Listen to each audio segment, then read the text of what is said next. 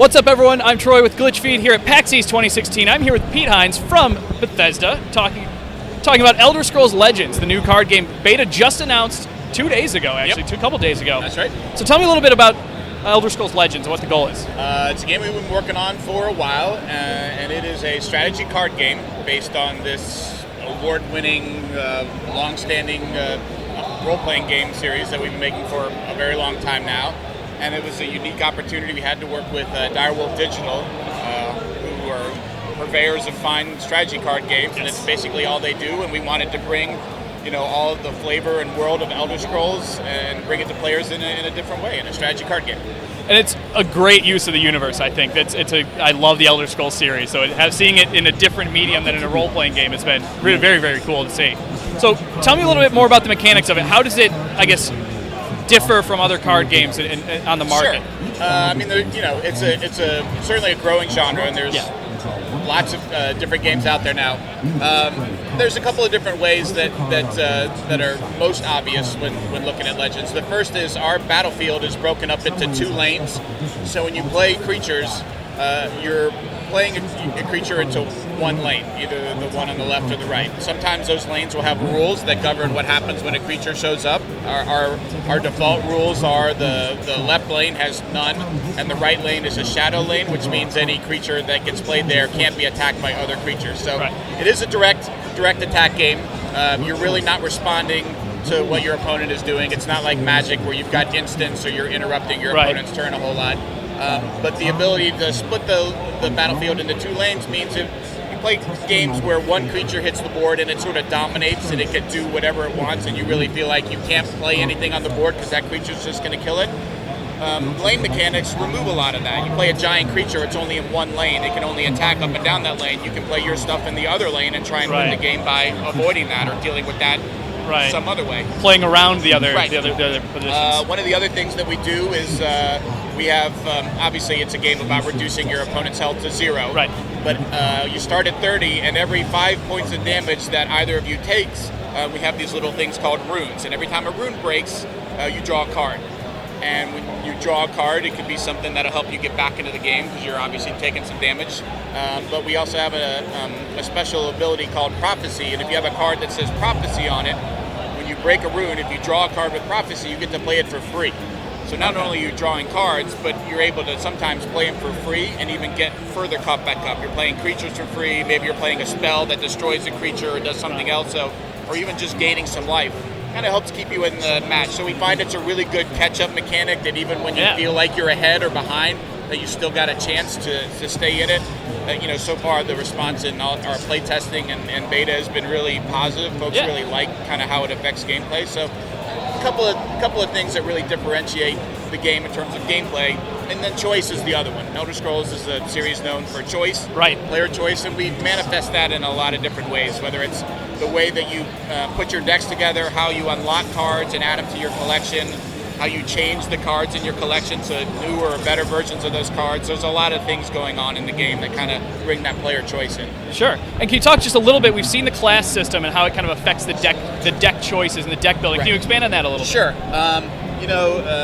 If you played Skyrim, you're really not familiar with classes. But Oblivion, Morrowind did more with classes and skills and abilities. And even in those games, a class was just a name for a group of skills. In our game, a class is just a name for a combination of attributes. So our game is made up of 5 different attributes represented by different colors.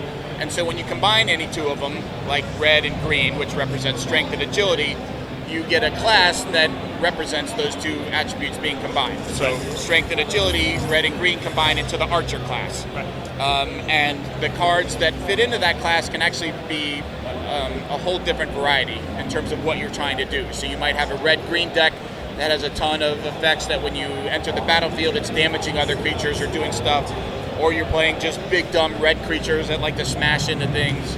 Or you're playing green evasion creatures like Argonians, or Argonians have a lot of lethal, which says, it's like they're poisoning their blades. If I damage something, it automatically dies. So even within a certain class, like red-green, you can have a lot of different variety in terms of what that deck's actually trying to do. So you start to look at all the different color combinations. You can also play monocolor decks, so just green or just red. And then we also have colorless cards, and colorless cards can be played with any 2 color pairs. So colorless cards are, I don't know, they're things like Slaughterfish or things that don't fit neatly into generic monsters and things. If you're familiar with the Elder Scrolls Dwemer, the dwarven like robots, machines would be colorless. Okay. And so even beyond that, if you have a red-green deck, you may or may not be playing colorless. You may be playing all red and just a few greens. So it really allows for a lot of choice in how you build the kind of decks that you want. And that's obviously for battle mode. And then we also have an arena where you draft a deck on the fly based on card choices we give you, and we have modes both to play against other people, and then also one where you can play against AI. I did see a story mode. And then there's also a campaign. That's sort of the gateway into the game. Yes. And it's sort of different parts, tutorial, teaching you about the game, the lane mechanics. We introduce different lane mechanics to you, introducing, that's how you unlock some of the cards, and in there you also get some of the choice. So as part of the story, you'll get different points after a mission where you have to make a choice. You got attacked by a bunch of wolves and you found a wolf pup after the battle, and what are you going to do? If you kill the wolf, then you get this card. If you spare the wolf, then you get this card. Interesting. And we show you, like, choose which one you want to make. So you're again making choices based on, like, you may not want to kill the wolf. Nobody wants to kill the wolf, but you may really want or need that card. That other card might be very good. So, and it's still a card that you can get in other ways, but as you're getting into the game, it's again highlighting this idea of choice and sort of playing the game like in a way that feels cool and interesting to you. Awesome, very cool. So, with the Elder Scrolls universe, it is a massive world. How much opportunity for expansion is there? You release the card base, but what's kind of the plan? I mean, first of all, it's a massive card set that we have for the game. It's over 400 cards. I'm not sure what the current count is, but there's a ton of cards in the game, which adds somewhat to the depth that I was talking about. There's just so many different cards. And then the other thing is that the way the game is set up, you're sort of playing the game. You play the game actually on a scroll, on an Elder Scroll. And if you know anything about the scrolls, they tell the past, present, and future. Which gives us a device to be able to jump around to where and when we want within this huge universe, and all the games and places that we've already visited, Vardenfell and Skyrim and the Imperial City, and so there's a lot that we can do. You get some sense of that when you play the initial game, but we have lots of ideas for where we want to go with new cards and new content and new stories. Very cool.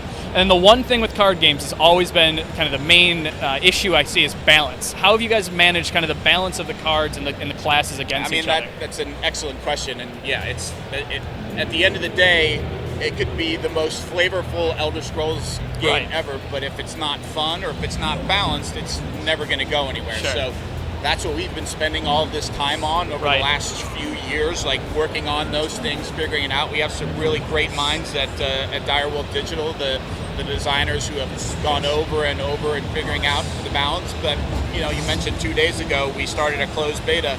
That's the purpose of the closed beta. Is we're really not looking for like lots of previews and people streaming. What we really want is more people playing to help us figure out, is it as balanced as we think? Are there exploits that certain decks get way too out of balance, or numbers that we need to change a dial? Are the rewards good? Are they too good? So all of those things are things that we're figuring out as we put people to help us test it and figure out, how can we make it better? How can we make it more fun? Very cool. Well, where can they check out the game? Obviously, Elder Scrolls and Bethesda.com, but where can they look for the beta itself? So right now we're taking beta registrations. You can go to the ElderScrollsLegends.com or just legends.bethesda.net. Bethesda.net is now our hub for all of our games. If you go there, you can find articles that we put up, the intro video. We're going to be putting up some content from here at PAX. Some of the matches we're playing here on stage to give folks a better sense of it. That's going to be the place to go for articles and videos. A good buddy of mine, Frank Lepore, who's a noted Magic the Gathering player. Frank actually skipped the Pro Tour that's happening this weekend over in Spain because he wanted to be here to help us talk about the game. He's going to be writing content and helping folks understand kind of the depth and strategy behind the Strategy, game. yeah. So yeah, legends.bethesda.net is the place to go. Sign up for beta, find out more about the game, and we've got forums to interact and ask questions, and we look forward to seeing everybody in the game. Awesome. Well, thanks so much for the time, and if you have a chance, check out Elder Scrolls Legends. What's up, everyone? Thanks for watching our PAX East coverage. If you'd like to see more videos, you can click right about here and check out some of our other interviews and coverage from the floor. Otherwise, hit like, comment, and subscribe below for more of our stuff. Thanks.